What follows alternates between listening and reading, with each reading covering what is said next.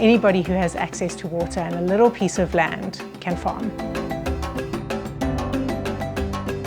The future of farming in South Africa could be a rainbow of suppliers. It could be a series of exchanges and farmers markets. It could incorporate neighborhoods.